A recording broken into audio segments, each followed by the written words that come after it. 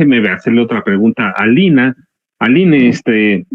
Duarte, que hace rato estaba leyendo un post en X, iba a decir un Twitter, Alina, y me aterra por lo que dijo Benjamín Netanyahu.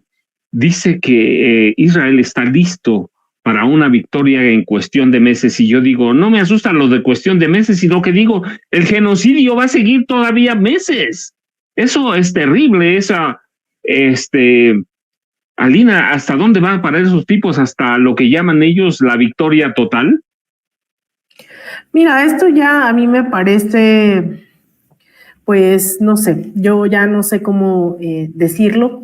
De hecho, les adelanto que en este espacio informativo que construimos, que se llama De Raíz, justo hoy sacamos una entrevista, que les voy a dar los pormenores ahora, con la embajadora de Sudáfrica en México. Yo, ante este horror, pues una de las cosas que le preguntaba tenía que ver con cómo le hacemos para ver todos los días bombardeos de hospitales, de universidades, bebés asesinados, asesinadas, y que no pase nada, ¿no?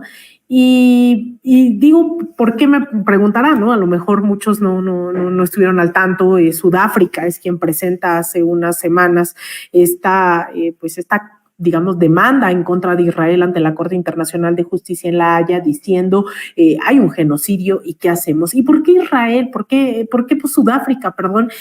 Se ve la necesidad de presentar esta demanda, pues porque Sudáfrica vivió algo muy similar con el apartheid, ¿no? A veces, y le decía yo, a lo mejor escuchamos mucho de Nelson Mandela, pero no necesariamente sabemos quién es, y resulta, y les adelanto, y yo no lo sabía, yo lo desconocía absolutamente, y me dice la embajadora, qué bueno que preguntas eso, y qué bueno que tengo que contestarlo aquí en México, porque resulta que México, en su momento, imagínense, sobre todo si algo se caracterizaba el PRI era de no predicar en la casa con el ejemplo, pero en términos internacionales el priismo sí tenía varias políticas de asilo también, ¿no? Durante los 60, 70, muchos de los exiliados de las dictaduras en América Latina vinieron a México, y pues en el caso de Sudáfrica no fue la excepción. Lo que me comentaba la embajadora es que durante el apartheid, ¿no? Esta segregación racial que se vivió directamente en Sudáfrica, donde unos pocos blancos eran quienes tenían el control en Sudáfrica por sobre una mayoría negra, pues vivieron esto en carne propia, y México lo que hizo fue decir, pues no, nosotros no vamos a tener relaciones con Sudáfrica, no vamos a supeditar, ¿no? O más bien a tolerar que esté ocurriendo eso, lo cual me parece una postura sumamente digna en ese entonces, así fuera priista, pues del gobierno mexicano, ¿no? Que digo, los derechos humanos no los respetaba aquí, pero hacia afuera tenía otra impresión, y lo que dice es, pues esperamos que México y el pueblo de México pues vuelva a seguir alzando la voz como lo hizo hace 30 años que concluyó el apartheid. Y de hecho me contaba que Nelson Mandela, en una de sus primeros viajes que tiene hacia el exterior luego de ser puesto en libertad, es venir a México. Así que hay 3 estatuas, me decía, hay 3 estatuas de Nelson Mandela aquí en México, y no es casualidad.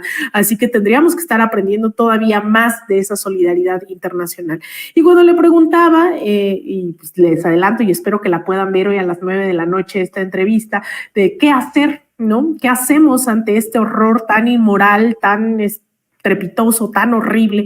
Me decía, pues mantener la fe, pero también seguir luchando y alzando la voz, porque aún estando tan lejos, ¿no? Si lo vemos, es que es hasta Palestina, es que es hasta Sudáfrica, pues mañana podemos ser nosotros. Entonces ya lo podrán ustedes escuchar en vivo de la embajadora de Sudáfrica aquí en México, pero sí quería compartirlo, porque me pareció que a veces también el horror nos paraliza, el miedo nos inmoviliza, y yo creo que tiene que ser fundamental, querida audiencia, que sigamos alzando la voz, que sigamos sintiendo eso que decía el Che Guevara, pues la tragedia como propia, ¿no? Que un revolucionario es siempre capaz de sentir la tragedia ajena como propia, y esa es una invitación que tenemos que seguir haciendo, porque si no, entonces creemos, como decía este poema de Bertolt Brecht también, en donde pues ayer vinieron por los judíos y no hicimos nada, entonces pues lo dejamos pasar, y luego vinieron por los sindicatos y no hicimos nada, pues porque no era yo, y vinieron por los campesinos y vinieron por tal y tal y tal, y al final nos quedamos solos.